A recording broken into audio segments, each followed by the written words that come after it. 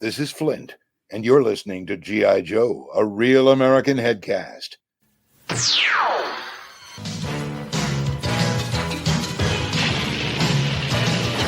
Can the world oppose the deadliest of foes? Cobra! Joes will risk it all to end the evil call of Cobra. They never give up, they never say die. Walking tall with banners high, they sound the battle cry.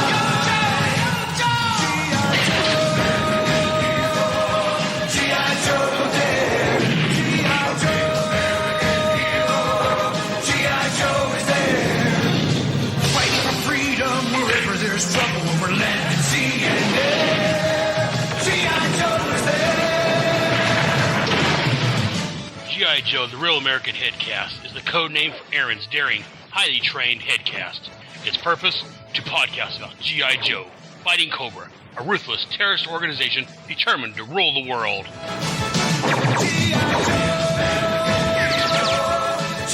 Joe there.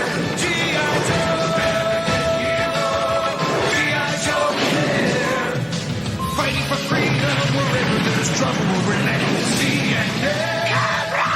Retreat! Retreat! G.I. Joe! G.I. Joe is there! G.I. Joe!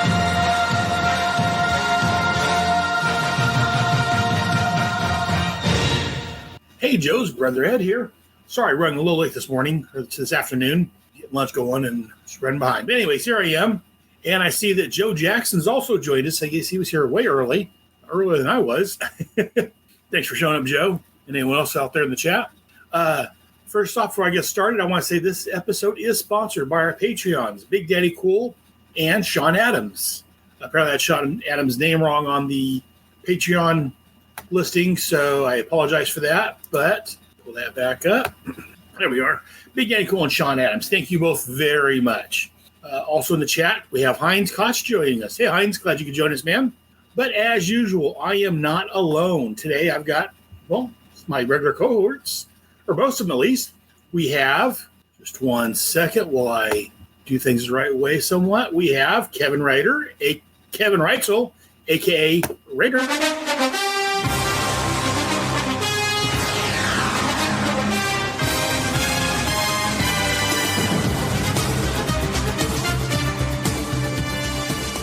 Kevin, thank you for joining us, man. Glad you could be here. How's it going? And it's a very early morning for me, as I am not in my home studio in Santa Barbara, California, usually. I am from someone else's side, also my wife's side. I'm in Australia right now, Melbourne, Australia. Very early in the morning, but happy to be here. Well, I'm glad that you could get up early in the morning and join us. I appreciate even across the country, you're still able to join us for the joke. Yes, yeah. It's so weird, though, not being near all my Joe comics and, being able to pull stuff aside and everything. So I've had to do everything digitally thanks to your help to even read the freaking comic this week, Anytime, my friend. Excuse me. And since we're in Australia, let's go ahead and continue. And also joining us is David. He just smiled and gave me a Vegemite sandwich. And he said, I come from a land down under. David, glad you could join us, man. Yo, Joe. Hello, everybody. I'm excited to be here. I'm excited that Kevin's in the same time zone as me, getting a taste of what it's like to be an Aussie, linking up with the US.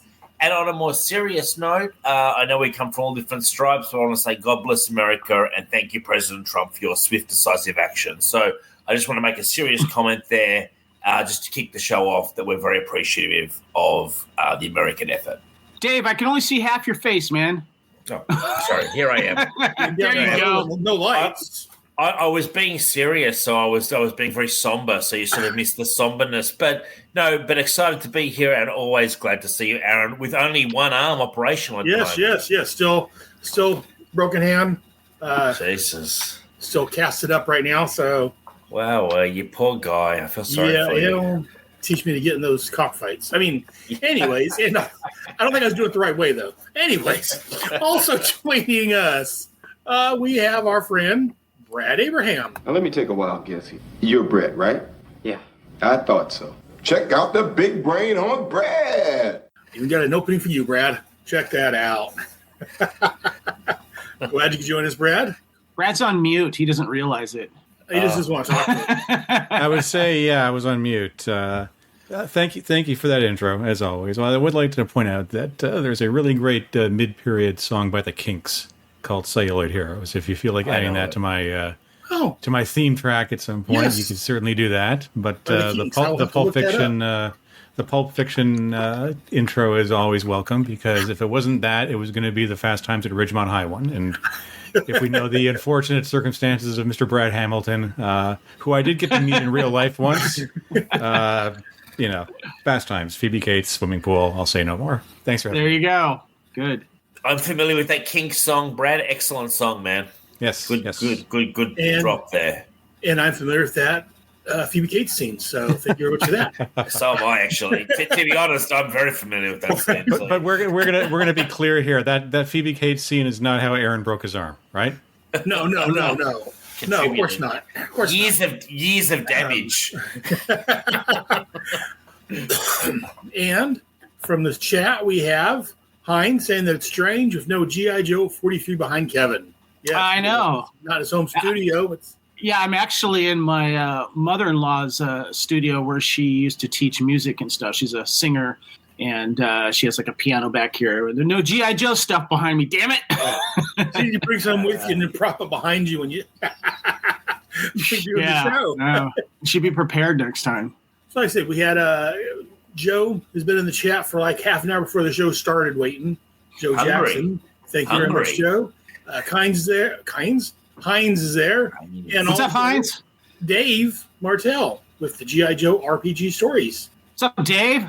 So glad you guys. Thank you guys very much for joining us. I appreciate having you guys in the studio audience watching. But today we're here talking about some G.I. Joe. Before I get there, so as I said previously, normally on the third Friday of the month, I do my unboxing shows. That's currently on hold due to this thing. It's hard for me to open up boxes. Plus, I had to use up most of my leave due to this, so I don't have much leave left at work. So I'm going to probably hold on for the rest of the year, maybe start back up next year. But I think everyone that joined in for those unboxing videos I was doing, I enjoy doing that, and I'll get back to it when I can. You should get one of your kids to assist. Yeah, I've got a 10-year-old with ADHD and autism, so probably not the best to open up my boxes and keep things without breaking. Hey, just putting ideas out there, man. Oh, no, definitely. Yeah. I got a 17-year-old daughter that, she's got much better things to do. At one point, she would have loved to help out. But, now she's much too cool to hang out with Dad on his podcast. So 17, she's like, no thanks. Got places to be. Yeah, just a room. But anyways, we're going to talk about G.I. Joe. G.I. Joe. Issue 65. Yep. This was cover dated. Do things the right way. Pull up my slides. There we go. This was cover dated November of 1987. The on sale date, August 11th, 1987. Cover price was $1. The title of this was called Shuttle Complex. Written as usual by Larry Hama. Penciler, Ron Wagner. Inker, Randy Emberland. Letterer, Joseph Rosen. Colorist, Bob Schran. Editor, Bob Harris. And the cover on this one was done by Mike Zeck and Bob McLeod. Well, it's a Zeck. No Beatty, but Zeck. So it's great. So I had to throw that in there since I was waiting for that. So I set up a little clip there to play along. Just to help people out. People just watching YouTube live get a little entertainment. I've also got one for when it's Mike, Zach, and Beatty. But Hines, being the great guy he is, has offered to unbox my toys for me. So thank you, Hines. I appreciate the offer. He also means that he'll keep them as well. Yeah, I'm sure that's part of it. Yeah, that's part of the deal. Yeah. One for you, one for me. One for you, two for me. I know how it goes.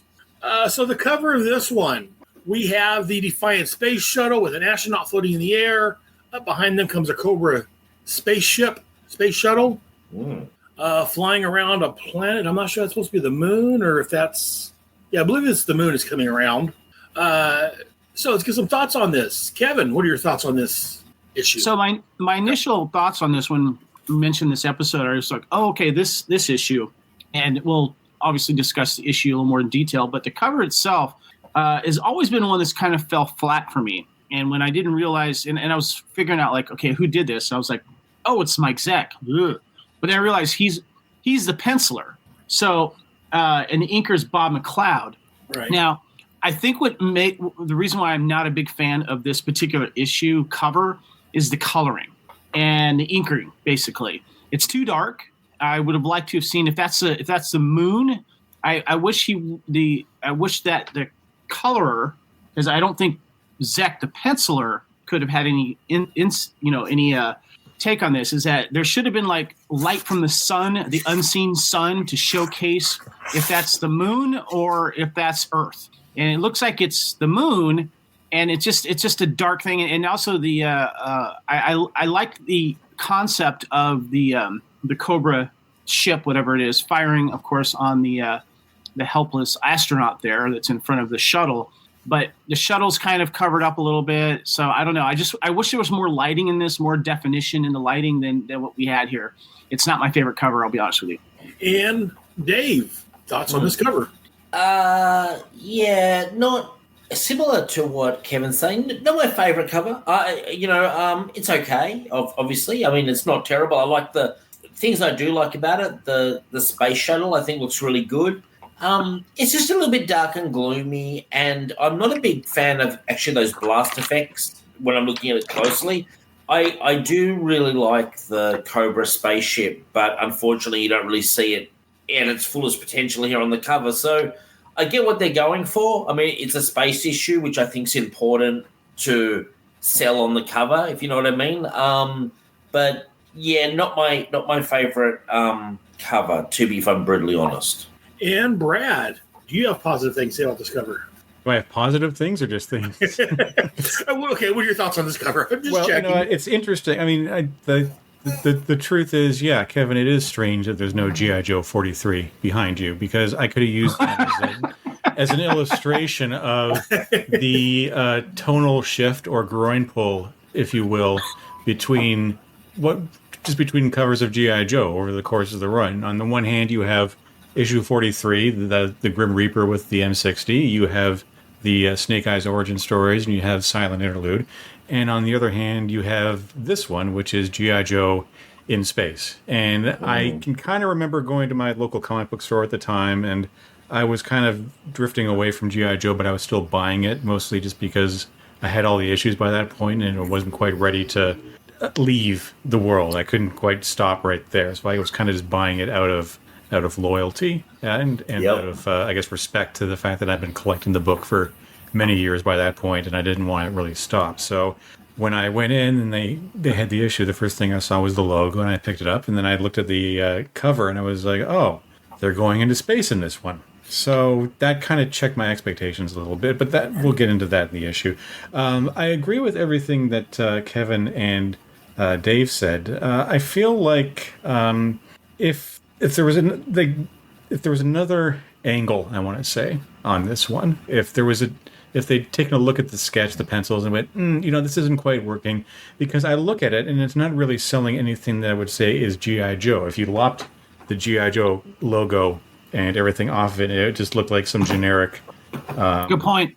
Yeah, there's no Cobra emblem or anything on the spaceship. The spaceship on the cover looks vastly different from the one in the book. This looks like a squashed little insect. Yeah, guy. Agreed, man. And you don't even see the G.I. Joe logo on the shuttle, so it's kind of just it's sort of slapped together. It's like they searched, on the internet, pre-internet, and said, "Give me a quick generic cover of a spaceship firing on another space shuttle and an astronaut in trouble." Or if it was now, they'd get an AI to draft or complete a really crappy, weird-looking cover with the astronaut having 6 fingers. Hey, maybe that should be a new segment in this series, actually, Aaron. Brad has a good idea. Is like take these covers and then throw them into an AI generator and see what AI would think of it. Because Brad, I guarantee you the AI version of this would be a lot better. It might. It probably would. Yeah. But it's fine for what it is. I picked up the issue. This is the original issue. Awesome. That I have with me, and it's been with me. Is that from the 80s, man? Did you buy that in the 80s? I bought this in the 80s. I bought it fresh off the rack at the Comic Cave.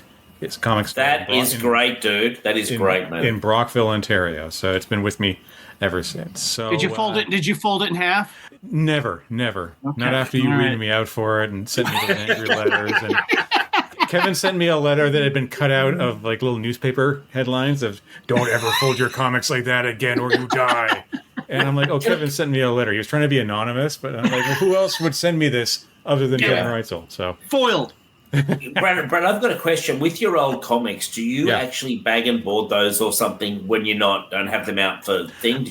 How do you store them? I do, and for a time they were slight digression here. They were just in bags. I hadn't actually boarded them, and I hadn't actually done all of them. But then, when I still lived in New York, at one point, my then year-and-a-half-old child got into them and started doing what would have horrified Kevin, which is grab them and kind of twist them. And I'm like, nope, Dad's gonna take this away from you. And then I thought to myself, I need to get some bags and boards. I need to get some padlocks to put them in the closet so the kid can't get into them. If I was in the home studio, I would have my issue from a bag and boarded. They're all bag and boarded, and then I always pull it out to read it and smell the comic. You can see the board. I got the bag and board right here. So well done. It'll go back in after that, and it'll go into the hermetically sealed vault and not come out again probably. Awesome. Yeah. I don't have the issue with me right now. It's still in the box. It's hard to pull it out, so I just read it online or my digital version of it. But as far as the cover, I agree with everything you guys have said. It's not a great cover. I'm not blaming Zach. Zach. I don't know whose concept it was, and I said that was the Defiant. That may just be a space shuttle behind it. That may not be actually the Defiant. Yeah. Which brings it down even more for me. There's no real Joe elements on here. You guys were saying so. Something about this cover it's never struck me as a great cover. I've never been a fan of it overall, so I think we're all pretty much in the same boat. So let's go ahead and get some numberings on this. 1 to 5 Yojo Colas, 1 being this is crap, 3 being the average rating, and 5 being like issue 43. So you want to hang on your wall. Let's go in reverse order. Brad, what would you give this? It's not going to be a 1 or crap because Raptor's not on the cover. So, I'm going to give this one. I'm going to give this one a 2 for reasons already stated. It gets a 2. Dave, I'll go 2.5 because I've just got to give a passing grade to all the JoJo covers. I'll give it a 2.5. And also, anyone in the chat, if you want to give your numbers, go ahead and throw them out there. I can read them off in the air. Kevin, 1 to 5 Yojo Colas. I was gonna give it like a 1.5, but I'll go up a half a point and meet Brad at 2, just because Zach is the penciler. Yeah, see, much same reasons. I was gonna go a 2, but I think I'm gonna join Dave with a 2.5 because again, just because of Zach. Do you think what is it that Jared says? Jared always says if Zach's on the cover, it automatically gets a 4. Yes. Do you think he would give it a 4, or do you think he would? No, I don't think he would. I don't think he would. No. Okay. All right. I don't know. I don't know. It's Zach cover. So, sure. In fact, while we're talking, I'm going to send him a quick mess. I know he's busy with he's got Heroes Con this weekend, so we may not see this right now, but this could be the exception to the rule, though. It may be. Joseph Jackson in the chat gives it a 2, as well as Hines. He gives it a 2. There we go. The votes are coming in, the numbers are coming in, and it's not looking good for this cover. No. Just 1 second. Wow, way. 65. So I threw that out there to Jared over on X. So if he gets back to me, I'll let you guys know what he. By the way, I've got something not related to this specific issue, but some news. I'm really enjoying the Skybound G.I. Joe comics. Very nice. And as of last night, I'm completely up to date. And your man Raptor showed up in issue 8. See, I'm running behind on us. I got to get caught up. But it is really, really good. I was behind like about 3 issues, and I caught up fully. Really enjoying it. It's very nice. Josh Williamson doing a great job. And the artist as well is excellent. So, yeah, when I saw him, And I even predicted him because they sort of tease him. And I'm like, this has got to be Raptor. And he shows up, and you'll be happy, Aaron. Oh, very nice. Thank you. Yeah, like Kevin said, yeah, everyone in the chat gives it a 2. So, yeah, it looks like it's pretty much a straight 2 cover. So, yeah, not the best work. And, again, we're not going to blame Zek. Well, it's a Zek. No baity, but Zek. So it's great. So when I get back from Jared, I'll let you guys know if he thinks it's great or not. Yeah. That's it. That's the only time you go on X nowadays is just to ask Jared about these covers if he's not here, right?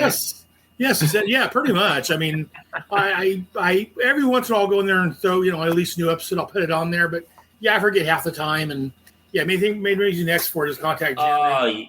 Yeah, using. I use that app now so rarely. I'm so bad at monitoring that and like promoting it. Like, isn't it funny how big it used to be, and now it's like the last thing you think of. Yeah, I'm just really bad at social media. Like I said, I do Facebook and. How many issues is G.I. Joe Skybound series in right now? There's the issue 8 is the current one that's out now. It's the most recent one. Let me throw in that they just released the trade edition of the first 5 or 6. Okay, cool. And I think they're doing a deluxe collection that's going to be the mainline book and all the miniseries, because there were a bunch of miniseries. Oh, cool! That preceded the actual G.I. Joe. Cobra Commander, Duke.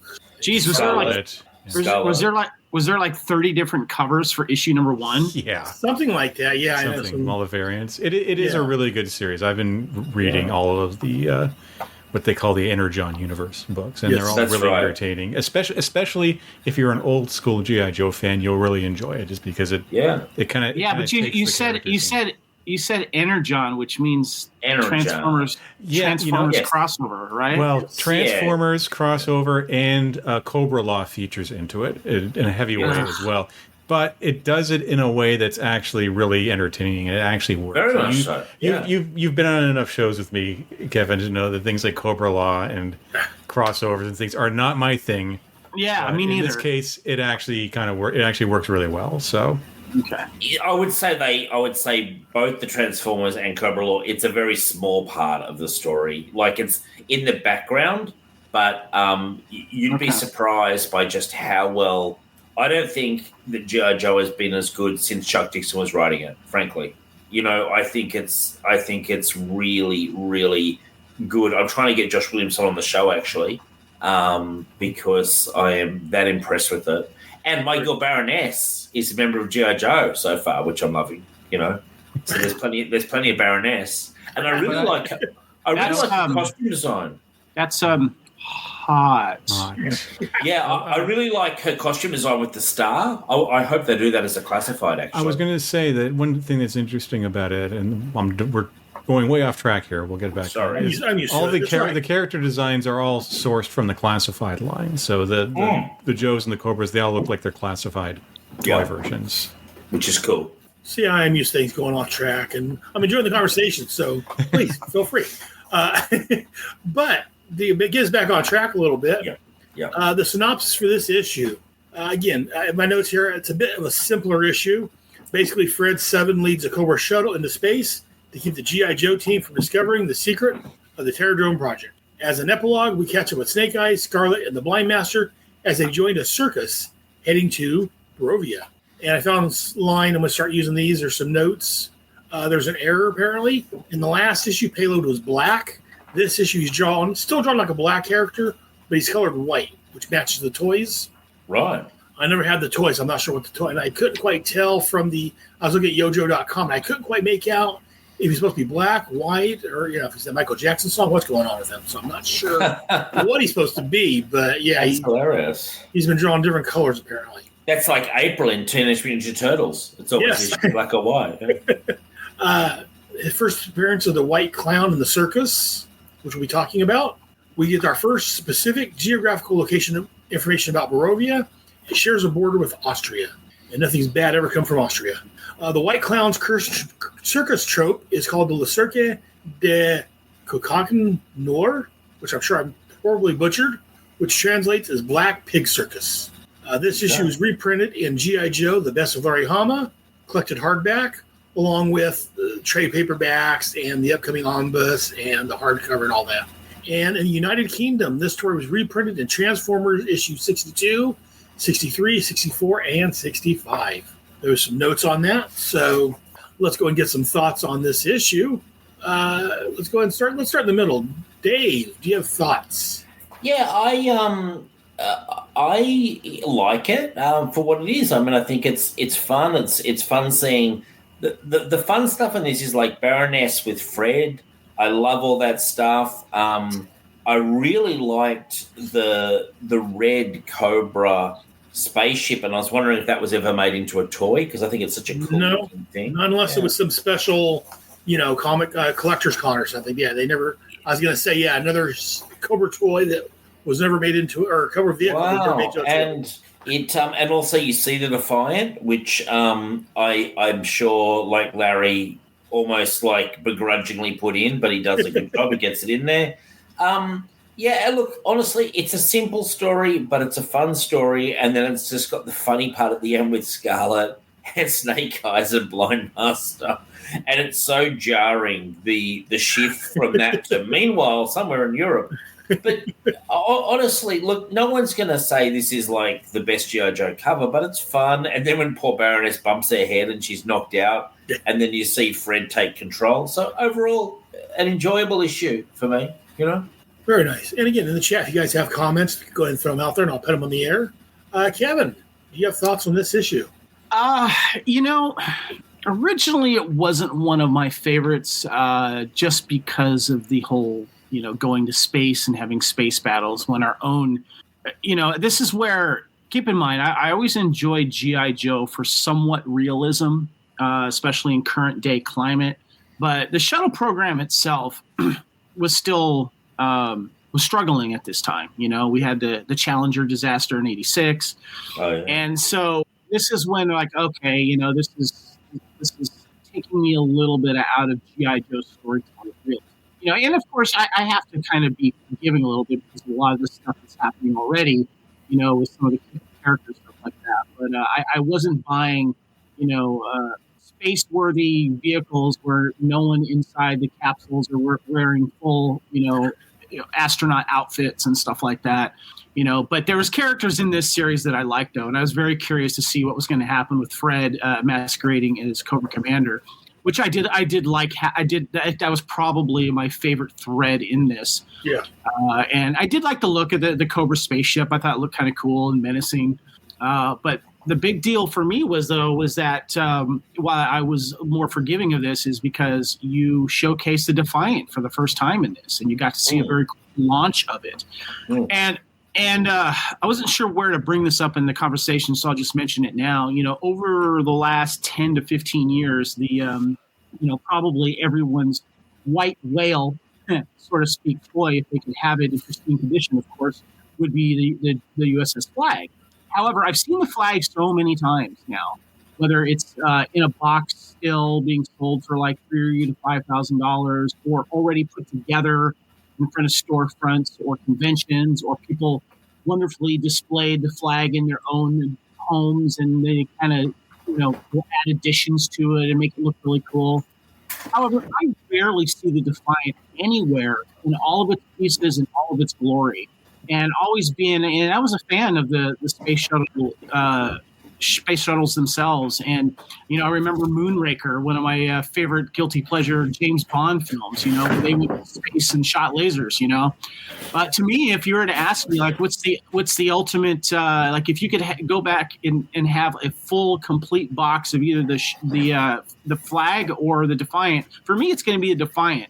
Because I think that thing looks cool, and if you have all the parts for it, and that's one of the things that stands out for me with this issue is the Defiant. Even though the Defiant wasn't kick ass as I wanted it to be, I felt like the Cobra's got a upper leg on that one, so to speak.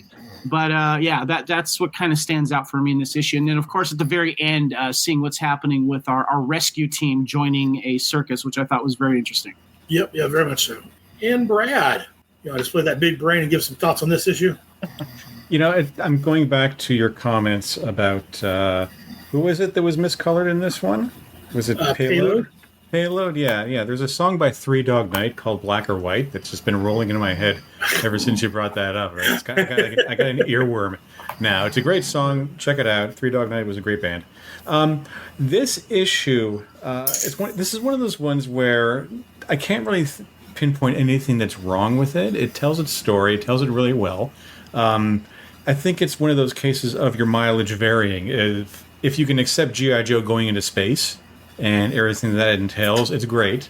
I think it's interesting when you look at it from a focal point on Fred 7, who's impersonating Cobra Commander, because he's kind of out of his element. And there's that moment that we already identified when the Baroness is knocked out and somebody has to take charge, and he kind of steps up and starts to lead and everything, which implies, it kind of actually sort of sets up the conflict that's going to develop between him and Serpentor, who in this seems very happy to be rid of him, send him up into space. This is going to be great and everything.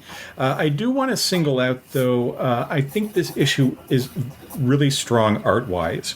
Ron Wagner's penciled before, but I think this is the first time that we've seen Randy Emberlin doing the inks, and I think something about how it was inked. Maybe he just used an extra super fine pen that he had just got for the first time. But when I look at things like the splash page of the satellite being repaired, and there's the astronaut doing the EEV on a tether, and there's a more traditional space shuttle in the background, just the etching is really fine. The detail is great. I love seeing the military tech and the space tech in any comic book, and it feels like there's a very light touch throughout. It's not the artwork's not cluttered. There's just a nice attention to detail, particularly in the faces. In a lot of cases, it feels a little bit like a Herb Trimpe work, who I thought it actually illustrated at first. And this compares nicely because there's another comic book series from the 80s I've been rereading just on my own that came out around the same time. Is also based on a toy line. I'm not going to say what it is.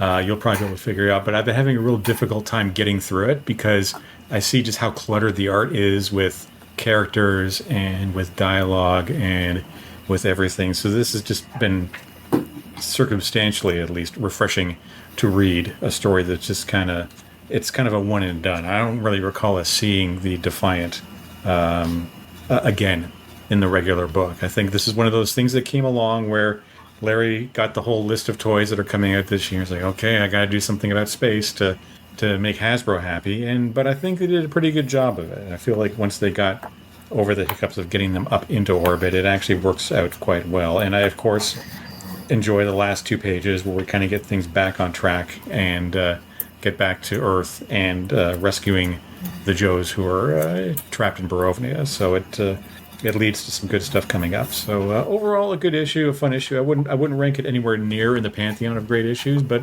it gets the job done, and it was certainly worth the $1.25 Canadian I paid for it back in 1987.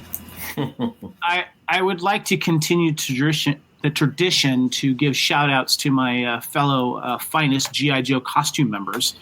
So this issue highlights Hardtop, who is, if you read the I guess, what do you call it, the file card? He is a primary military specialty heavy equipment operator, and his secondary military specialty is electronics. And my friend Charles, who was a dear friend of mine, we've done a lot of G.I. Joe stuff together, and we also hung out at Dragon Con many, many times. He premiered his hardtop costume from the action figure design at Dragon Con, and I was actually the one that took pictures of his character. We went around behind where a lot of the pictures are taken in this kind of back entrance where there was a little short stairway. So it kind of looked like a gantry that would be hosting the launching system for the Defiant. And the picture came out really well. They ended up using it for his official costume picture. But I just like the fact that the Finest members and G.I. Joe fans that even aren't Finest members have done these kind of really oddball characters that you really have to get to know and understand. But I knew who Hardtop was because the Defiant. That wasn't one of those like I didn't recognize from fellow Finest members. Sometimes I don't always know what their costumes are, so I have to figure out what it is. But anyway, I just want to give a shout out to my buddy Charles, who did an excellent costume of which we do see the character highlighted in this issue. Yes, very nice. And for my thoughts on this, again, I do like the relationship between Baroness and Fred, as she's admitting that she's using him to to help lead Cobra, and I like that Fred's a little bit out of his depth at first, and she's like, just suck it up, and you'll get through this. And then when Mindbender storms in and he's like, we need to do this, and he doesn't. He's very vague about what their plans are, because Cobra Commander would know what he's talking about, and Fred's like, yeah, let's do that. Yeah, let's do this. And he's like, what the hell did I just agree to? and I love on the page I've got up Baroness, the look on Baroness' face. It did a great job showing that she's got like, what the hell did you get us into? Because she knows what's coming up, but she can't say anything out loud about what the hell you doing, Cobra Commander. So I do love that. And again, as I think was Kevin was saying, there's a scene here where Serpentor's like, go ahead and go into space and get rid of yourself for me. I love that. So it plays into the dynamics, which comes up later on. Again, we still got Fred like, I don't know what's going on still, but I'm acting like I do. Great CI. Fred's nervous because what the hell? Why are we leaning back? What's going on? And just a great scene of the Cobra ship, which again, another tweet we never got, taken off. And I think the cover may have been a little bit better if we would have gotten this version of the Cobra ship instead of the blue one we got, like you guys had said. But yeah, it is what it is. Again, there is hard payload. And again, so is that the character that you're saying is misdrawn? Miscolored. Yeah, I mean, to me, he looks like they intended to make that guy black and then have the colorist has screwed that up. It looks like. Yeah, that's what I'm not quite sure about. But what color is the figure? I'm not quite sure. I was looking on Yojo, but I couldn't quite figure out from the picture there. It's supposed to be black or white. He looks kind of like this, but I can't quite make out the coloring on it, so I'm not quite sure. So he actually had the figure and nose. But last time he's drawn black. This time he's drawn more white. But he's got the black features. And what's his job? It's just to pilot the Defiant. Is that like his job in G.I. Joe? Yeah, I believe so. Yeah, we don't see a whole lot of him from what I recall. But that's his job as the pilot. And then Hardtop drives the main part, the launch bay and all that. I've got a question. Back in the 80s, how much was a Defiant and how much would it be now if it was in box and in good condition? Oh, jeez. I want to say it was around $100 back in the day. So a fair bit. That's a fair bit in the 80s.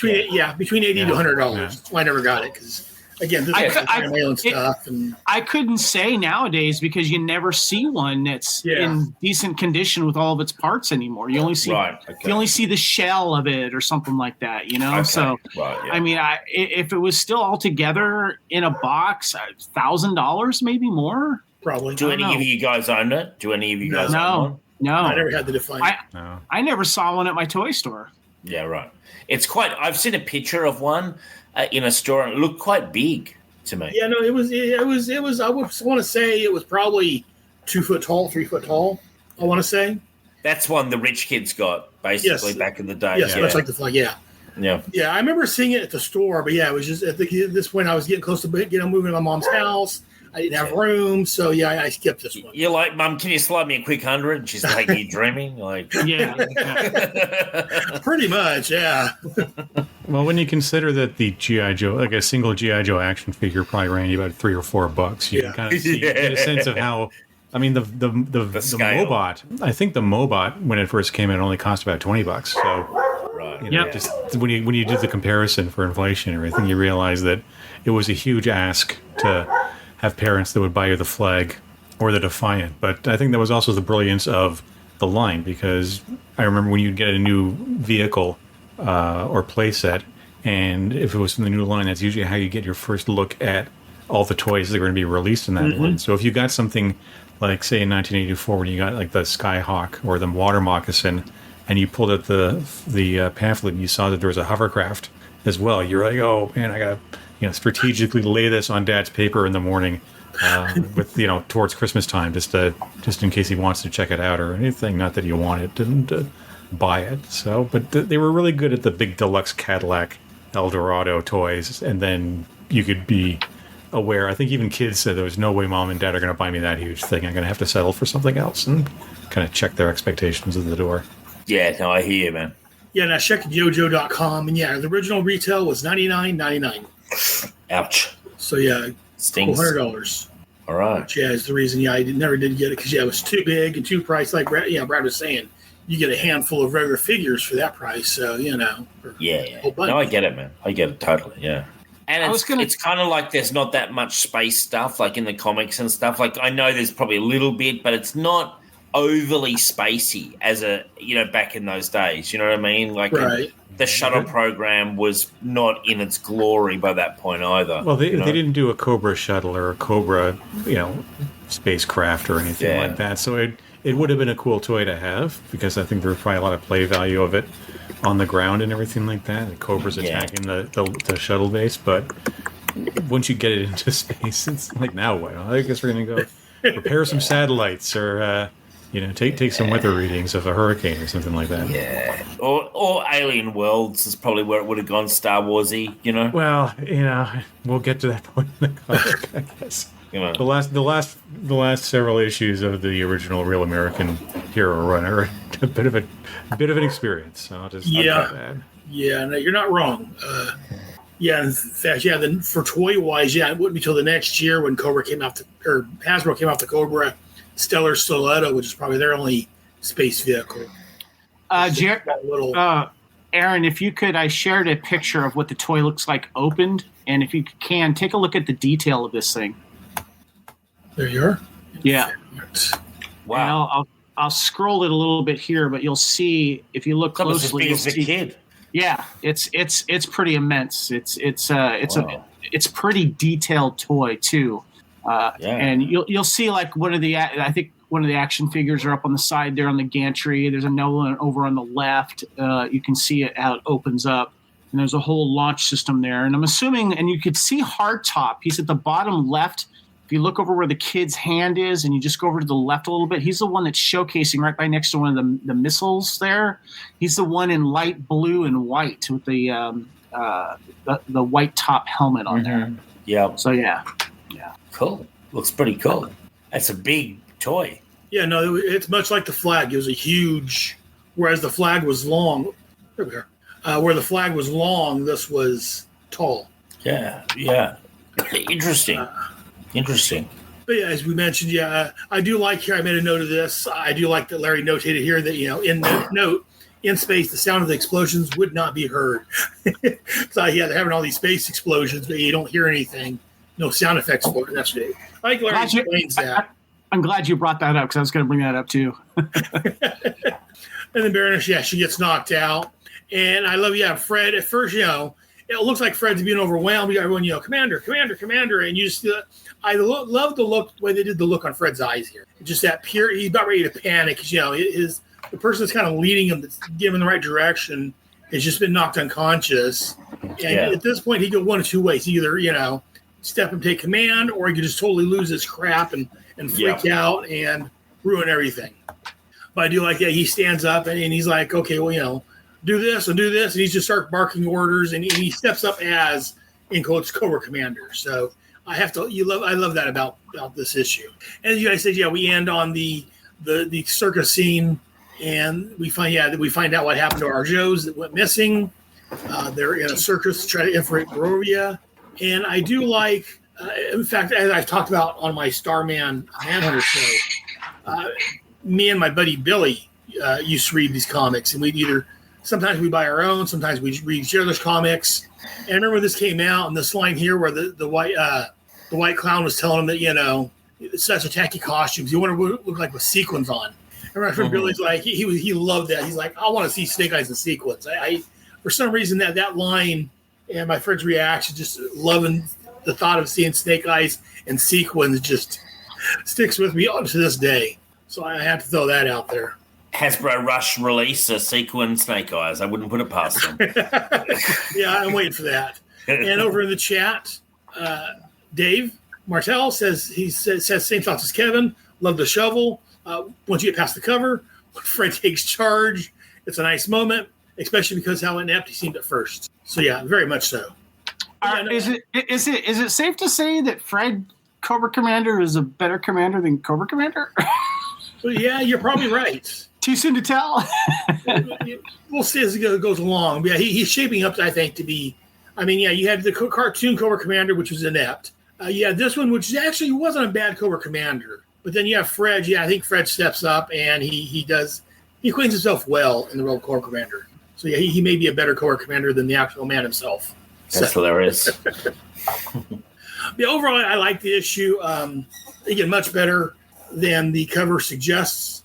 But and again, yeah, I'm not a huge fan of the space stuff on this, but I like the way that it played out. That it gave us a chance for Fred to step up and show us what he's really made of. Mm. And then Brad, you requested me to include this back cover. Yeah, Wow. Meatloaf. The back cover. When I slid this comic carefully out of the backing board, the first thing I noticed on it was actually what was on the back cover, which is a very famous, or almost infamous ad. And I'm not exaggerating there because I think it was on Instagram. There's an account called Comic Book Ads where they'll just post images of ads. And Aaron had said, "Is there any artwork or anything you want to include?" And I said, "Hey, let me send you a scan of the back cover of this issue because it's got this Meatloaf, humongous rock star of the universe, and heroes helping heroes." And no word of a lie, not one day later, I was on Instagram just kind of scrolling through, and the Comic Book Ads account had posted this exact ad. So Wow. it's out there somehow. I like to think Meta was probably spying on me somehow, and send use psyops to manipulate that account to post this cover. No, so this was a thing. This was a fundraiser for the Special Olympics, and if you sent in $5, you would receive a record or cassette of the official theme song and theme music of the 1987 International Summer Special Olympics Games, which is called "Time for Heroes." Was the name of the song. It was sung by Meatloaf. It was produced by Brian May of Queen, actually. Wow. And the thing that's really funny about this ad is, and I will parse this in a bit, but 1987, nobody was listening to Meatloaf. I don't even think Meatloaf was listening to Meatloaf. He'd had his huge monster hit, "Bat Out of Hell," in 1977, which is a phenomenal album. And of course, everybody knew him from Rocky Horror Show for the one song he played in it. But nobody was really talking about Meatloaf at all. But I guess they decided to get him to do this charity single for the Special Olympics, and they said, "We'll put a comic book ad out, and that'll get to the audience we want." But the funny thing is, first of all, Meatloaf is spelled as one word here, when actually his stage name is Meatloaf, 2 words. That's number one. Mm-hmm. Number 2, there's an image of him saying Special Olympians are the real heroes, saying to give me everything I've got. He's supposed to be playing a guitar, but it looks like he's playing it backwards, or conversely, it looks like somebody broke off the neck of a guitar, sharpened it into a stake, and rammed it into his chest like a vampire, because the angle is so weird. And the other thing is, Meatloaf was not a guitar player; he was a singer. But I guess they decided, well, I'll give him a singer, give him a guitar, so we know he's rocking out. And he looks like he's wearing some sort of bathrobe thing on. I love it. On stage. Which is probably realistic for the loaf. That could be, or they took a few reference photos of him outside his house when he was grabbing the newspaper from the curb, or something like that. So it's funny just to see that back in the day, selling the ads for comics were a huge revenue generator, and I guess at a certain point, people they said, let's do this, and we'll give you the back cover, and you'll pay us X amount of dollars for it to run. But I just wanted to make a quick little ad that if you're awesome. If you're familiar with Meatloaf, if you're familiar with the Bat Out of Hell album, it was written with a guy named Jim Steinman, who was a great singer-songwriter, mostly as a producer, but songwriter, who wrote 2 iconic 80s classics that at one point were the number 1 and number 2 songs in America. The first was Total Eclipse of the Heart by Bonnie Tyler, and the second was Making Love Out of Nothing at All by Air Supply. So I just want to mention that the songwriter that you're mentioning there. Yeah. I saw the musical in London a few years ago with my wife called Bat Out of Hell, the musical, which included all of his songs incorporated into a Bat Out of Hell play. Oh, awesome. And this band called Chocolate Starfish in Australia, which is, I'm friends with a guitar player. They're very popular, and they did a whole Bat Out of Hell set, including songs that writer wrote in along with the playset. Yeah, cool. But then that's cool. A little postscript though is when I said nobody was listening to Meatloaf in 1987. In 1992-93, he released "Bat Out of Hell 2," which has the song "I Would Do Everything for Love." But not that. But I won't do that. Yeah, I know that with a phenomenal music video that was directed by Michael Bay. So it's on YouTube. Check it out. Meatloaf. Yeah. Respect for Meatloaf. Bad the Hell's a great album. I will say I checked Apple Music. That A Time for Heroes with Brian May is on Apple Music, so I'll be checking that out after this. Yeah, I've never heard it. And Meatloaf, not a bad little actor too. So yeah. No, we remember him as Robert Paulson because that was his name. His name was Robert Paulson. He had bitch tits. Did Meatloaf die recently, or am I? He did. He died. He passed away from COVID complications, unfortunately. Oh right, okay, yeah, wow. Yeah. He famously did a really bad appearance at one of the grand finals here in Australia when he was well past his prime, and he was just like out of tune and he was struggling, and but like he was loved in Australia, but now unfortunately he's almost a bit of a mockery. They mention him almost every grand final. It won't be as bad as Meatloaf. And also, if we move on, Kevin. Yeah, I wanted to showcase my buddy Charles in the costume of Hardtop there. Cool. And he was the crawler driver, the thing that basically harnesses and brings out the Defiant of the Defiant space shuttle vehicle. And that's his picture there, the one that I actually took for his costume. And then you see a picture of the costume, a screenshot of this issue that we're discussing, how he's not very much a big talker, and his stats there on the file card. So I just wanted to showcase that to this group and the fans as well. That's a pretty good costume effort there. Yeah, The look of him matches the guy, you know? Yeah. And when he debuted that costume, there's a lot of people that are like, wait a minute, I know that guy. So yeah. Yeah, I love he's got that giant wrench. Yes. Great job there. Thank you for sharing that, Kevin. Yeah, you guys just posted on the gijoe Facebook group, so thank you, Kevin. You're welcome. So it's over there. So unless anyone else has anything else to say about this issue, we can move on to the next segment. Seconds.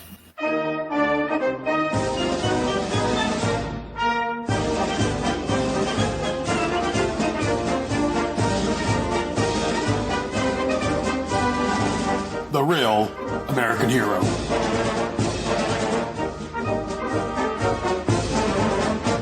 And as I always said, if you guys in the chat want to throw out your real American hero or we get to the page of art, go ahead. I'll announce it on the show. But this is the real American hero, the Joe or Cobra or somebody else that did something extraordinary or needs some extra special attention brought their way. So, Kevin, do you have a real American hero for this issue? You know, I don't want to say the obvious because I want to leave that for others. I did want to give a shot. This also, if I remember too, which it sucks that I'm not home because I would have it right over here, is I actually have a sci-fi figure who is showcased in this issue. Sci-fi makes his debut, and if you remember Sci-Fi, he was mostly in green. Yep. And so I'm going to just give a shout out to Sci-Fi, not because he's a hero or anything, but he needs some love. And what's funny was about 5 years ago, maybe 6, I was at Joe Fest down in Augusta, Georgia, which is just wrapping up right now, actually. And I saw a bunch of loose figures, and but I found this Star Wars Dewback original like toy for like $10. It didn't have like anything, and remember the Dewback, you could put the figure inside the thing inside, so your legs of the figure would actually be inside the Dewback's body. Right. And like now I need a writer for this thing, and then I saw Sci-Fi because he was green, and I put Sci-Fi in the Dewback. And if I was home right now, I would be able to go over, grab it, and pull it out and show you. So my real American hero is Sci-Fi. Very nice. I can't argue with that. That's nice. I guess he's basically the Defiant, like one of the I don't know, pilots or tech guys. I don't know, but Sci-Fi. He's their laser operator. So. Yeah. Of course he is. Not Flash. It's a new one. He's taking Flash's spot. He's the new. He's Flash's replacement. Yes. They've got to replace all the old figures with new figures for you to buy. So the runner-up is, of course, Hardtop, but it's going to be Sci-Fi. And Brad, do you have a real American hero? Well, unlike Kevin, I will make the obvious choice. I will say in this issue, Fred 7 stopped acting like a leader and stopped pretending to be a leader and started acting like a leader. Yes. So he gets the Soldier of the Month for me, even though he's kind of a Weasley bad guy. I'm starting to like him. I'm starting to like him, though, aren't you? Oh, yeah. I'll get there in a minute. Dave, thoughts? I was tossing up between Fred and Baroness. I'm going to go with Fred. Because, as you say, I really liked that Armored Cobra Commander costume as well. Like, I really like that, and I believe there's a classified coming out later this year. Me too. Yo, Joe. So it's Fred, and I just think it's one of those issues where it's more than the sum of its parts, so a bit of an ensemble. But I'm going to go with Fred.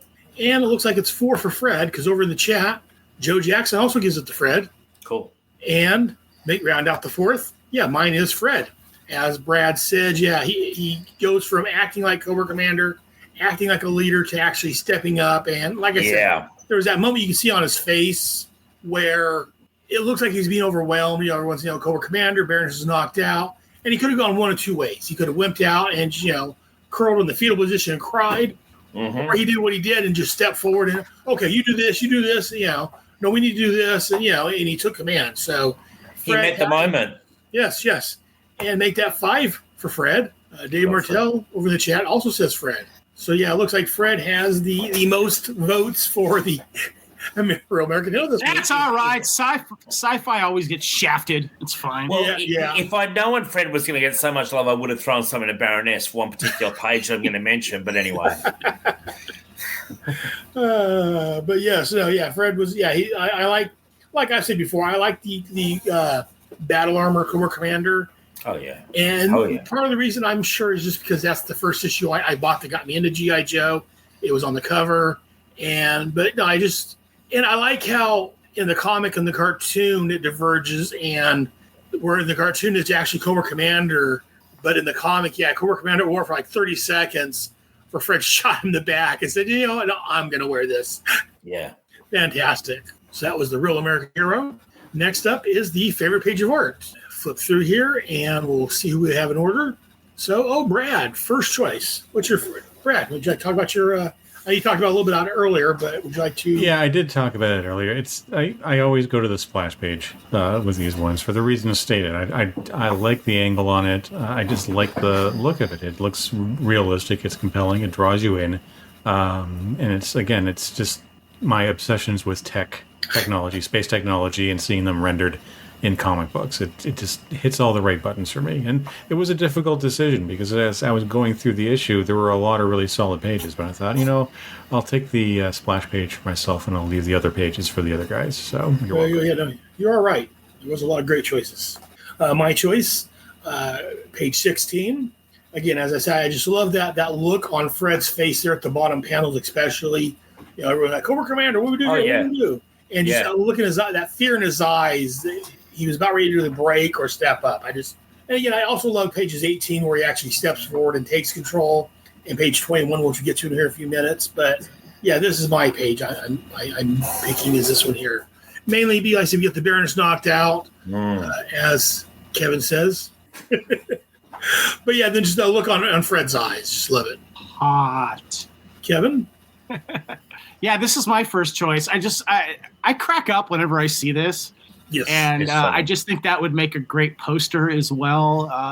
You got you got the blind master balancing on a ball with chainsaws, juggling chainsaws. Jackal would be happy with that. And then that was a hair metal reference to the band Jackal, by the way. Snake Eyes on his shoulders, throwing knives at Scarlet. I mean, and he's not doing those fake knives that you see back in the old days where you would just see the fake knives pop out of the wheel. He's actually throwing these things and narrowly missing his girlfriend there, Scarlet. I just love it. It cracks me up every time. And to follow up, not only is he throwing knives at Scarlet, but Scarlet's spinning. Yes. Yeah. Just up the difficulty. So. Yeah, that would just be a great picture right there, just to mount on a poster and just have there. I mean, it's a deep cut too, And since you sent it to me, also include your honorable mentions. Yes, these are my honorable mentions. I love the opening there in the Utah desert, and you see Hardtop bringing out that Defiant launch system there, and then next page you get to see it take off. I just think that's really, really cool. Good shot of Hardtop there doing his thing. Yeah. And I love, this kind of follows up on I think it was the previous issue, this issue before that, where the Defiant came into camp. We didn't see it. We just heard the rumbling, and then it disappeared. Yeah. And that's when Chuck That did happen. Wow, thank you for mentioning that. They went out and found the treads that just disappeared. This is where they disappeared to.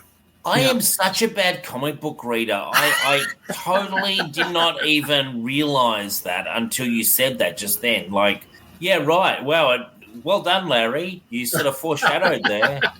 Yeah. It was very nice. And I didn't get one from Dave. I've got Which page? my one is page 16, and 2 reasons.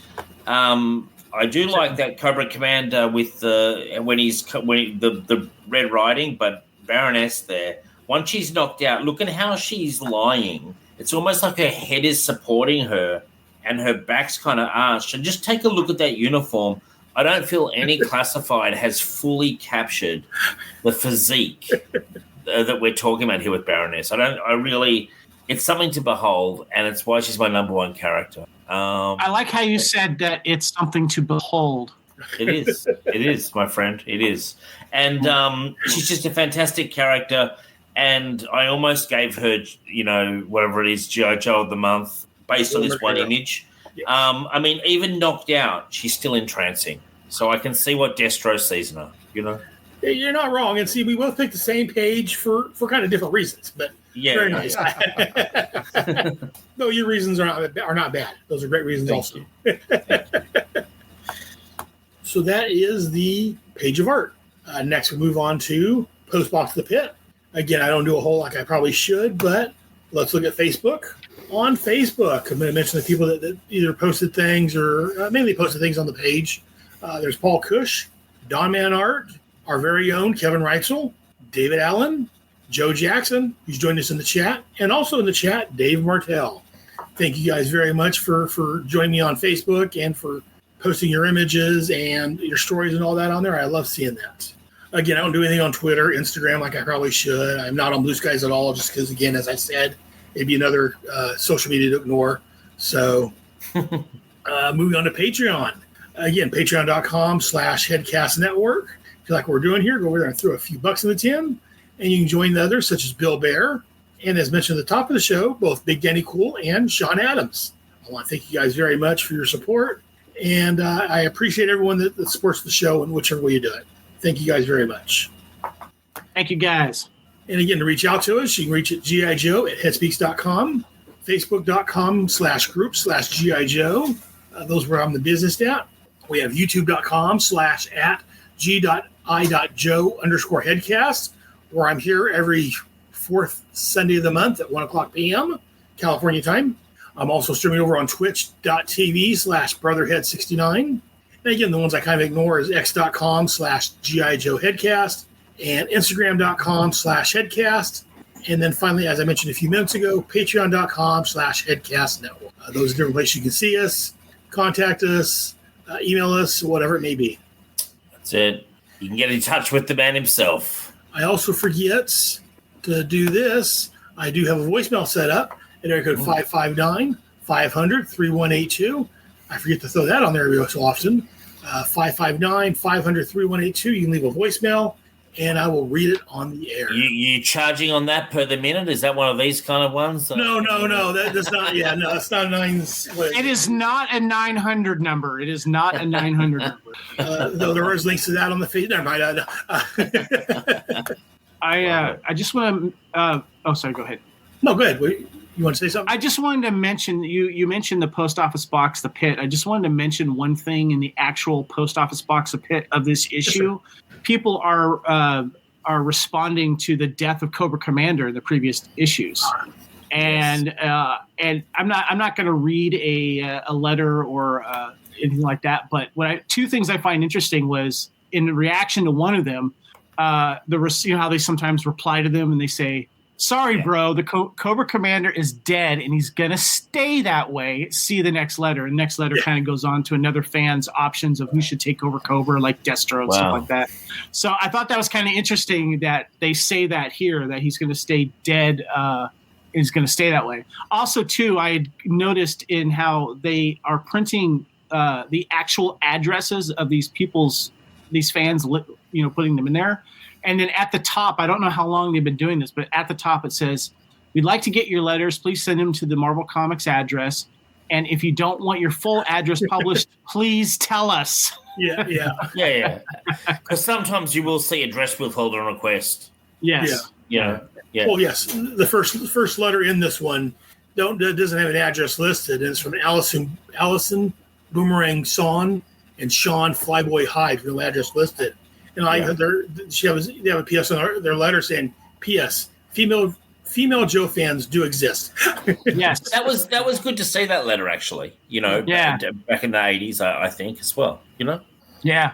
There was also a Sherry Hornberg from San Angelo, Texas.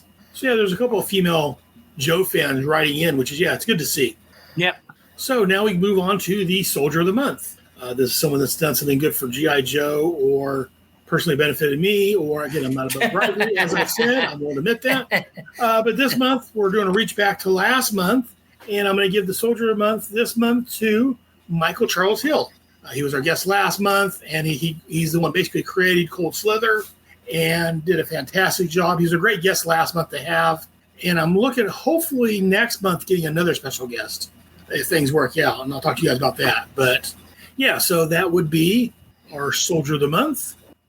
To our Soldier of the Month. From all of us here at G.I. Joe, a Real American Headcast, in the Headcast Studios, we salute you. So thank you very much. At this point, we're going to take a quick commercial break while I play some ads, and we'll be right back for the cartoon. G.I. Joe will return after these messages.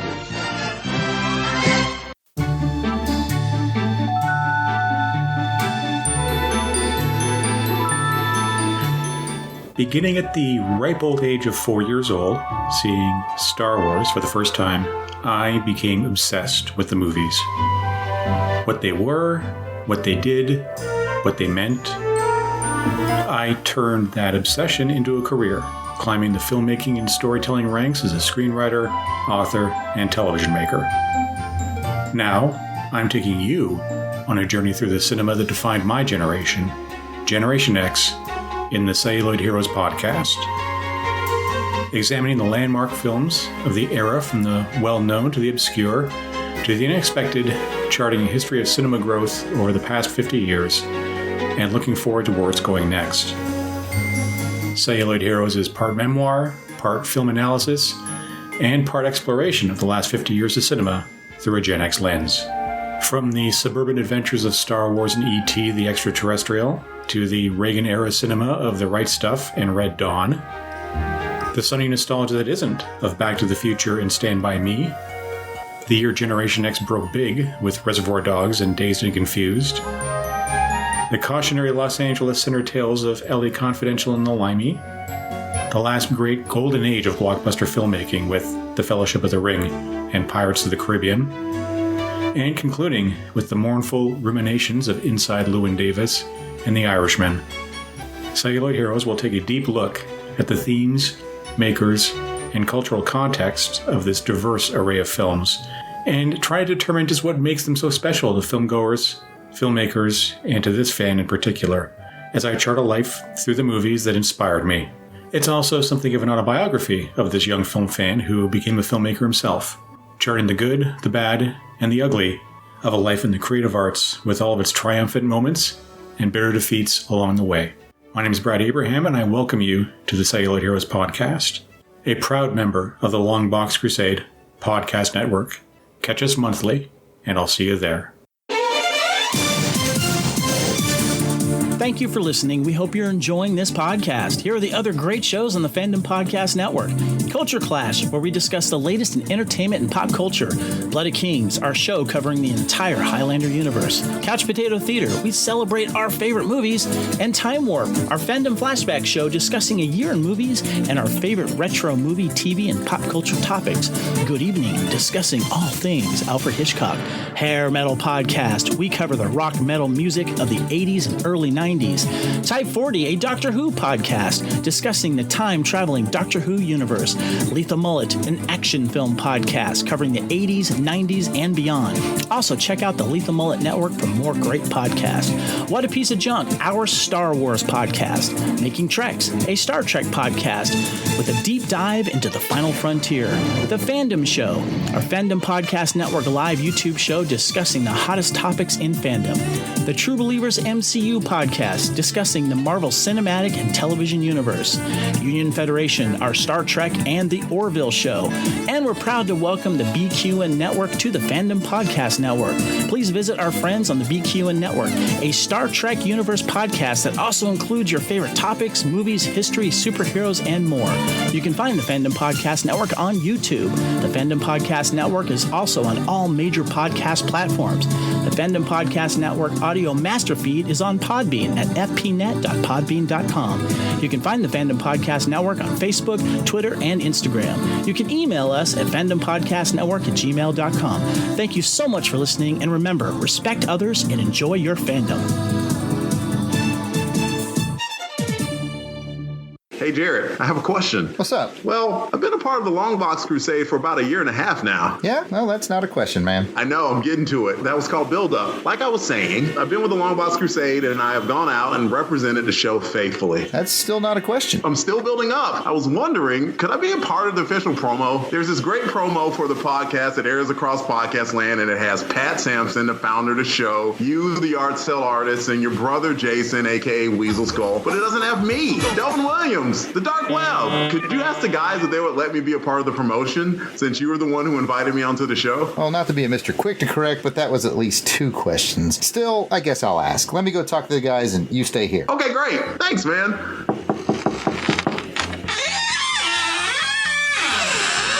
Hey, guys. Hey, what's up, Jared? What's up, Jared? I have a question. Delvin's been with us for like a year and a half. That's not a question. Yeah, I know. It's called Build Up. Hey, can we finally include him on the promo? It's the least we can do. He doesn't know that we're getting paid yet. And he never will. I mean, do we need him? After all, we already have the Longbox Crusade. And I provide awesome synopsis and insight on Crusader Chronicles. And I host Saturday Matinee Theater and also provide These Nuts jokes. Hey, I do that. Me too. So we're fine as it is. What does Delvin do? We should just let him go. Wait, he hosts Transformers Chronicles. You should know that, Pat. You're on that show. So what do you say? Can we keep him? Fine, let's do it. Let's do it live. We could have done this with him in the room. It would have made more sense. Why is he outside? I think we were doing a bit. Okay, let's do this. The Longbox Crusade Podcast Network is the place to be if you like deep dives in the comics of yesteryear with the Longbox Crusade, chronological reading journals with Crusader Chronicles, indexing forgotten TV shows, films, and serials with Saturday Matinee Theater, pitting 2 randomly selected action films against one another in Action Film Face-Off, cataloging the Marvel run of the Transformers comic with Transformers Chronicles, and whatever else the demented minds of Pat, Jared, Jason, and Delvin can come up with. If that sounds like it might be for you, be sure to subscribe to The Longbox Crusade on iTunes, Google Play, and pretty much all reputable podcast feeds. Or check us out directly at www.longboxcrusade.com, where we continue our quest to Now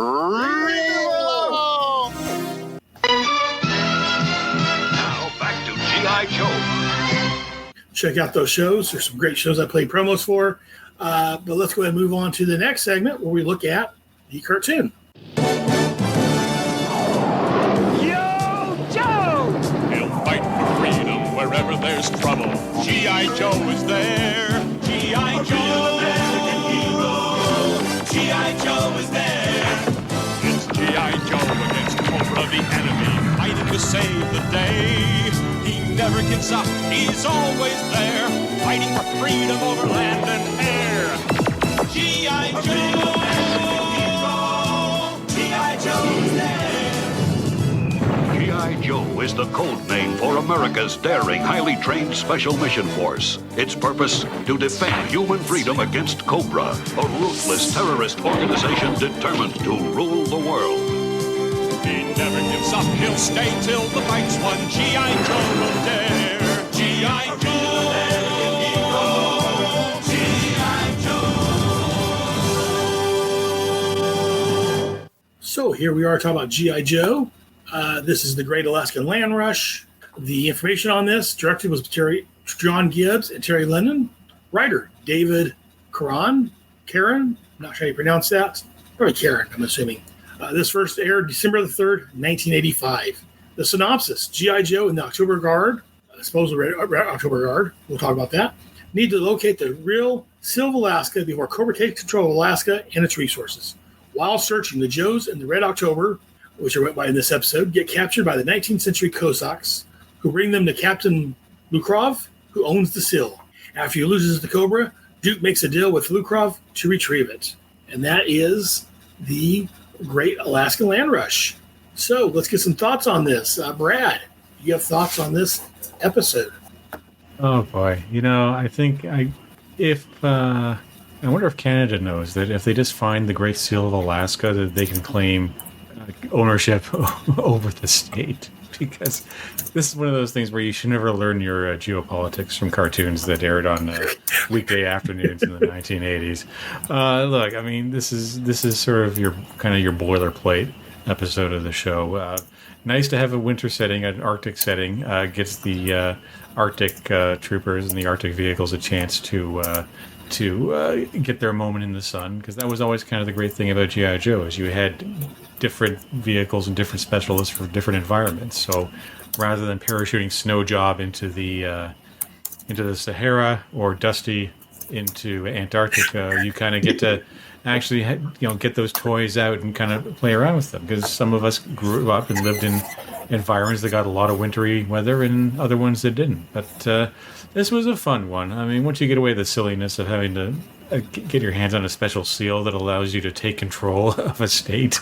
If the seal did something, like if it was imbued with magical powers, which is another thing you'd expect from G.I. Joe, it might make a little bit of sense. But for me, this one just kind of worked because it made its intentions clear and it rolled with it. And anytime the October Guard shows up in the cartoon has always been really interesting to me, even though they look a lot different from their comic book counterparts, which makes me wonder again, and I think I said this the last time they appeared, was there ever any effort or idea in Hasbro's part to do the October Guard as action figures for the Real American Hero line? I know they showed up in some of the post Real American Hero. There was in the Collectors Club, and I think in the there was a convention exclusive, San Diego Comic-Con convention exclusive, a 5-pack of the original 5 October Guard figures, and there's rumors of them coming to Classified as well. But it's kind of nice to see them show up here, even though they are different from the comic book version. And there was some good little in jokes in there. There was a bit of a wordplay about Karl Marx and Groucho Marx. There's the character of Potemkin. His last name is the same name of a Russian statesman who was named Grigory Potemkin. And if you know your cinema, if you know your early 20th century cinema, particularly your Soviet cinema, there's a very famous movie titled Battleship Potemkin about the 1905 rebellion. And it includes that Mutiny. Mutiny, yes. But it includes that famous bit on the Odessa steps of the baby carriage going down the stairs, which the great Brian De Palma ripped off, or as the French say, homaged, in 1987's The Untouchables. So, I got not much else to say. It was a fun episode to watch, and given where I am right now in the Northeast, we're under a heat emergency. It was kind of nice to spend 20 minutes in the Arctic. So, well done, G.I. Joe. Good time. And from the chat, real quick, David Martell says this is one of the rare episodes that you never saw as a kid. Oh, so it was new for him too. Yep. And Kevin, thoughts on this episode? Okay, so I don't have a piece of paper. I had to do it on my phone. So just make there you go. Yeah, make a rustling of paper there. An homage to our friend Jared, of course. So. Oh, and real quick, let me interrupt you real quick before I forget again. Speaking of Jared, I heard back from him on X about the cover of the issue. Yes. Anyone want to care to guess what he gave it? He gave it a 4, didn't he? Yeah, he gave it a 4. Because of Zek, right? He didn't specify, but I'm pretty sure. Well, it's a Zek. No Beatty, but Zek. So it's great. Yeah, he didn't specify, but yeah, I'm pretty sure. Yeah, he gave it a 4. Call that one. So I figured he gave it a 4 because of Zek. So sorry, but I wanted to. Yeah, I just got back from Jared on that, so I wanted to mention that before I forgot. Yeah, let him know that. I thought as much on the show. Got 2 and 2.5. But I figured he'd give it a 4. Anyway. No, that's great. So yeah. All right. So the Great Alaskan Land Rush. So what I love about doing this podcast, as I mentioned before, is there's a lot of these episodes that I don't remember off the top of my head. Some are more memorable than others, like the previous Cold Slither one we did. Shout out to that episode. Make sure you check that out. A writer was on that episode as a guest. But what I liked about this one, too, I'll say off the top, was that the previous episode before Cold Slither was the Invaders. We got the October Guard in that one, and then we get the October Guard in this one. And so I thought I liked that kind of continuity to this episode as well. Yep. And I don't remember watching this originally, but it doesn't mean I didn't. So I'm just going to say, to me, I felt like I was watching it for the first time, which is fun. So they're on. So what's funny is when it opened up, I saw the old lady, and I'm like, that's got to be the Baroness in disguise. Called it again. It was. Yeah. But I like how the G.I. Joe convoy has the Constitution and the Declaration of Independence in their convoy. And I'm like, Nick Cage, anyone? Come on. Yeah. Nick Cage stole the Declaration of Independence, a national treasure. So I'm just saying. And I liked how I'm going to use the word homage again. Duke and Scarlet did the Indiana Jones truck chase type scene where they're underneath. Yep. But I like the fact that Duke makes reference to John Wayne movie where they did one. But I'm going to go back a little bit further. The famous Western stuntman called Yakima Canutt did that actual stunt, the famous stunt of him going under. He's at the front horses, and he goes underneath all of the horses back through the end of the stagecoach and then comes back. And his star is on the Hollywood Walk of Fame. If you don't know who Yakima Canutt is, he is one of the famous and original stuntmen and one of the best at it. So there you go. Very nice. Mr. Gurgi Potemkin. Gurgi, I thought that was kind of a funny name. He's the new governor of Alaska with the help, of course, of Cobra and the Crimson Twins. And I'm glad Brad mentioned the Russian battleship Potemkin, of course, was subject to the famous mutiny. And Gregory Potemkin was also a Russian field marshal and the lover of the great Catherine the Great. So I love that these G.I. Joe episodes tie in a little bit of history, even though they might skew it a little bit for their own purposes. Now, the Great Seal of Alaska was done for this episode to have a MacGuffin, basically. I just thought it was funny that it was a cup. Not like a seal, I thought would be like a round thing in maybe like a frame or something, but it was a cup. So I felt like Indiana Jones 3 vibes from that. Yes. Although, let me just jump in. When I heard the Great Alaskan Seal, I thought it would have been an actual seal that comes waddling in with balancing a ball or something like that. It's funny you say that because you're setting me up for a line that I thought was funny, where the Joes say they are hunting the real seal. They're going seal hunting. See what they did there? Yeah. And real quick, let me interrupt you real quick, Kevin. David Martell from the chat says that Brad certainly knows the cinema. Hats off to you, sir. Odessa Steps. Well, I do host a movie podcast on our network, so I know a lot about 80s stuff as well. So. Kevin knows his cinema too. Oh yeah. So he gave you both. Shouts out. Love the love. Thank you very much. Appreciate that. Yeah. Movies are one of my passions. So what I thought was kind of interesting was they say, according to the Crimson Twins, Alaska's worth $1 trillion, according to them. I'm kind of going to question that a little bit, but I do have a little bit about the Alaskan purchase I do want to bring up to you guys. So we saw, what is the G.I. Joe snowmobiles called again? The Snowcat. Snowcat. So we saw a lot of them coming off like the plane and stuff like that. Yet we didn't really see them in action. Not a toy that I got, just because I grew up in sunny Southern California, had no use for them. So just so you know. The Russian helicopters, they named them by name in the cartoon. but I immediately got Red Dawn vibes, especially if you remember towards the end when they trap the Red Dawn teenagers with the fruit that falls off the back of the truck, and then you start to hear the helicopters come in, and it was like this style of Russian helicopter, which I thought was very cool. Yep. Brad alluded to it. The snow team, G.I. Joe snow team, is Scarlet, Duke, Roadblock, and Gung Ho, and some Green Joe no-namers. No Snow Job? That's what I was saying. Snow Job or... Yeah. Snow Job and Iceberg came later. Yeah, exactly. What was the other one? There was Snow Job and there was two of them. Snow Job and... Yeah, there was another Iceberg. Is that what it was? Iceberg, yes. Iceberg. But I don't think he was in stores Iceberg came later. Yet.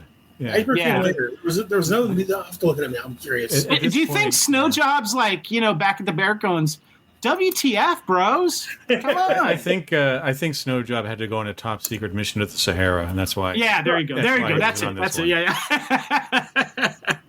I love it when we get the roadblock rhymes. This one was rub Aladdin's lamp, see October camp. Rub Aladdin's lamp, see Red October's camp. There you go. And I love how they actually brought the Cossacks in, even though this really didn't happen. But I like the idea that there was this Russian village that survived because of the Romanov ship that was still there, and the descendants were still there. But I'm still kind of wondering, like, what happened to the Green Joes? All those what happened to them? Did they just not come on this part of the trip or something? So anyway, then we of course get the team up of the after the Baroness steals the real seal, the October Guard and the Cossacks team up. The seal's recovered. Of course, the October Guard tried to steal it back, but then realized, let's work together here.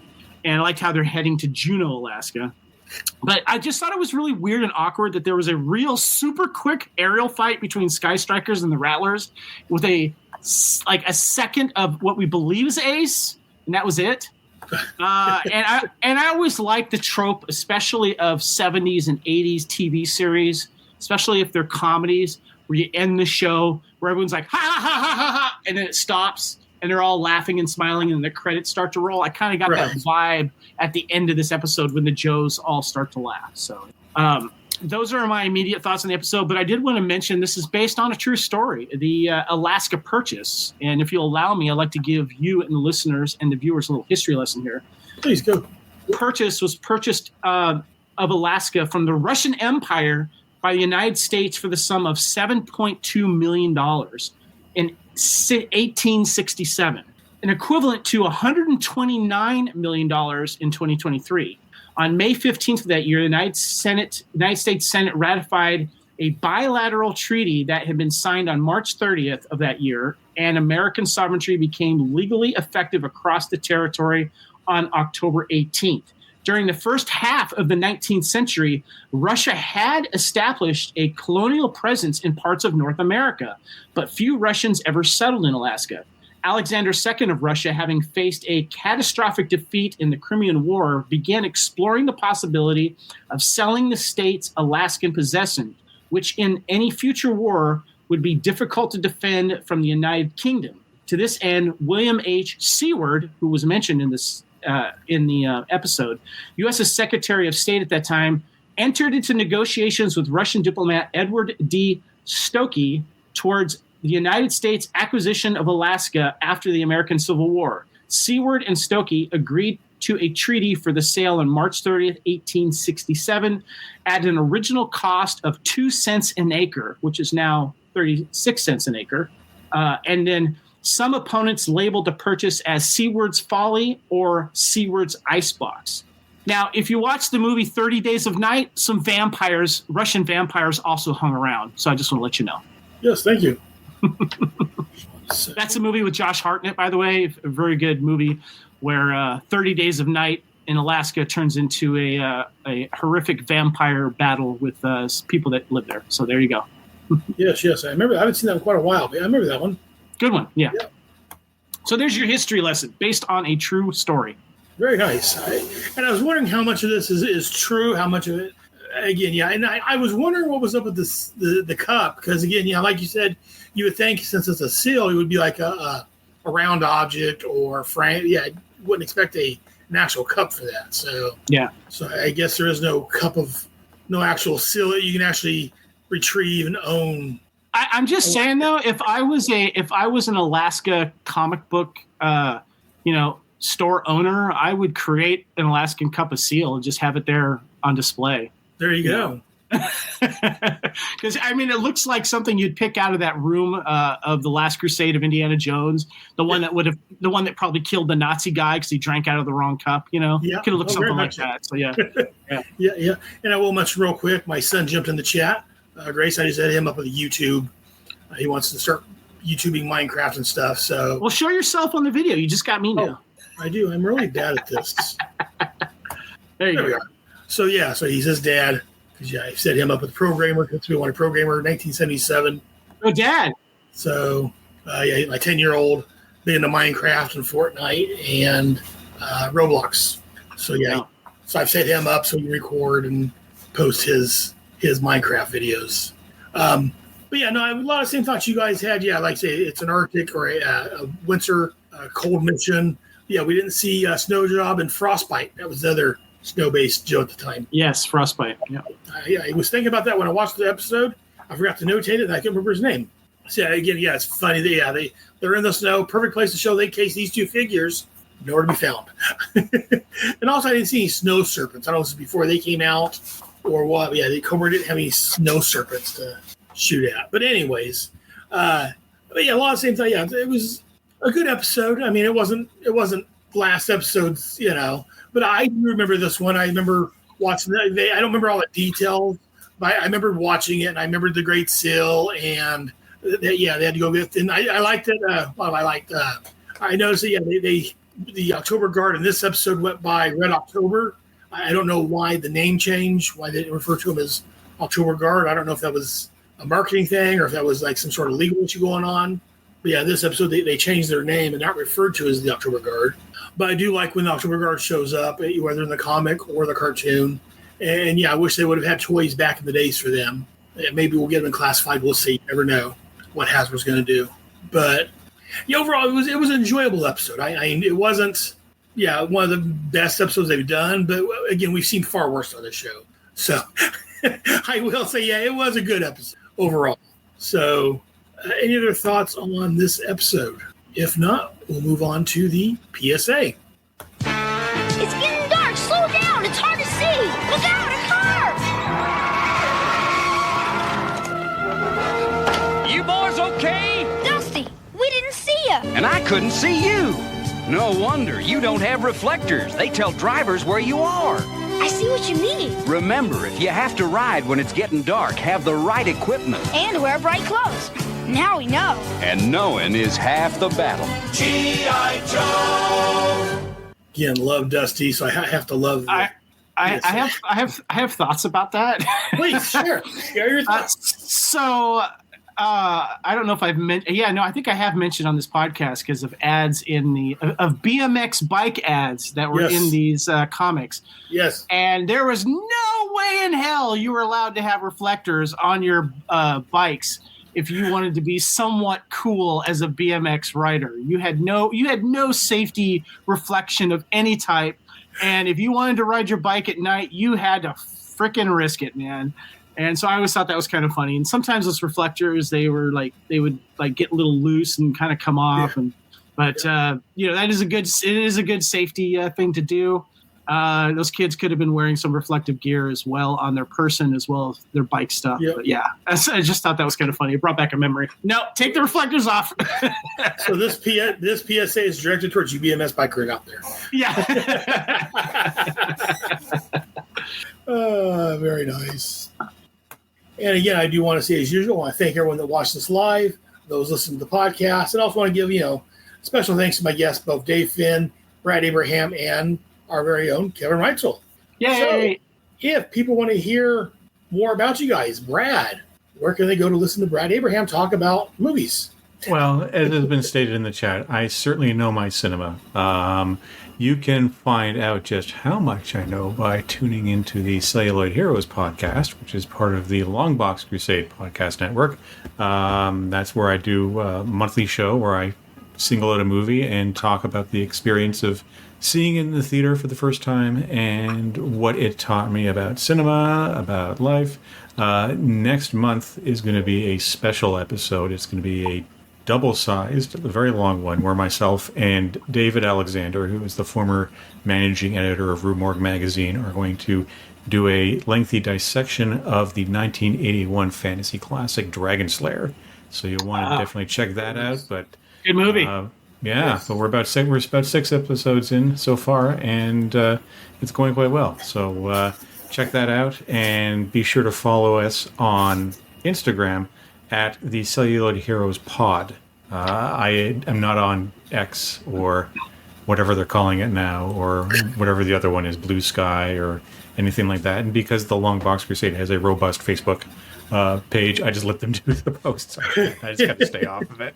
So there you go. Definitely check those things out and hit up my website, BradAbraham.com. I post show notes, videos, fun little clips from the individual episodes. So I hope to see you there and to hear from you. Write in, let me know what you think.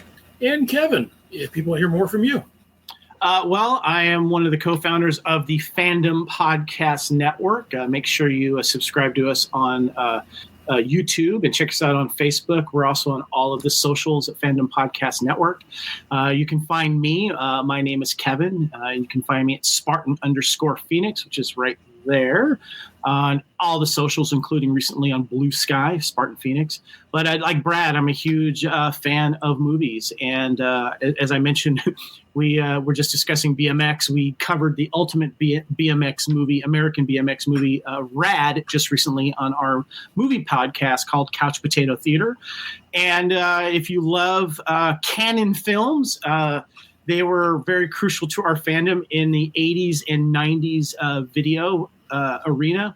We are paying tribute to select few canon films, and we recently just released American Ninja 1 and 2 on our Couch Potato Theater podcast, and that was a lot of fun. And we're going to be doing Cobra, as well as Masters of the Universe, Invasion USA. We just recorded Firewalker, and we'll also be doing Bloodsport. So make sure you check that out.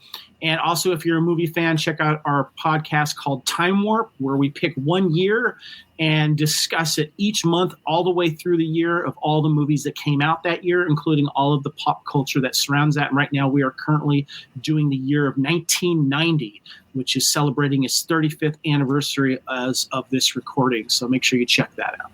Very nice. I don't like being reminded of that. What's that, Brad? I said I don't like being reminded that 1990 was 35 years ago.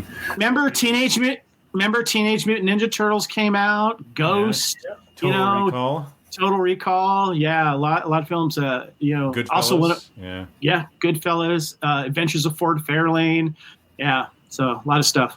And Joe Jackson says Cobra. There you go. And for me, I am on the Headcast Network. That's headcast.headspeaks.com. I've got this show, which is 3 parts. There's this Bravo Team, where we look at the special missions, plus anything else G.I. Joe related. And then we also have the Energon Protocols, which, again, I'm on episode 7, but we've actually recorded like 18 episodes. And Dave Martell's actually joined us on the recent episodes. So check that out. That's the Energon version of the G.I. Joe role-playing game. Eric's doing a great job incorporating Transformers and with the G.I. Joe universe, following up what the comic book is doing, as previously mentioned. I have my Head Speaks, which is, again, anything geeky. Next episode, which I got delayed, I'll be looking at the one of the Adam specials, and I will start looking at Animal Man soon. The Grant Morrison, his 26-issue run on Animal Man, which I thought was great. And I've got a couple other shows that are hit or miss at this point. But my Task Force X is ending here in the next couple of months. I've reaching the end of the Suicide Squad from the 80s, which I loved. So give me a little more time to ignore other things. But definitely check us out. As I've showed earlier, you can send an email to gijoe@headspeaks.com. Let me know what you guys think. And I'm just making sure I've got everything. Yep. One last thing, Aaron. I just want to mention. Shout out. What's that? I just want to shout out to you. You just released the first G.I. Joe Battle of Order podcast that we did. Recorded and so long ago.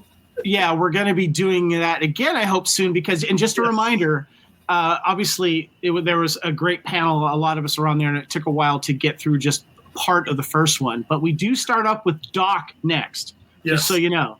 So Yes. I look forward to being on those again, because those are a fun podcast of going through the Battle of Order and our memories of each of these characters and their action figures. Yeah, it's very naive of me. I thought we'll get through maybe 2 episodes or 2 issues an episode. Yeah, it's more like one episode for 2 shows. So. We're due to continue. Let's just say that. Yes. So I will be getting back to that. Yes, I'm putting those in between.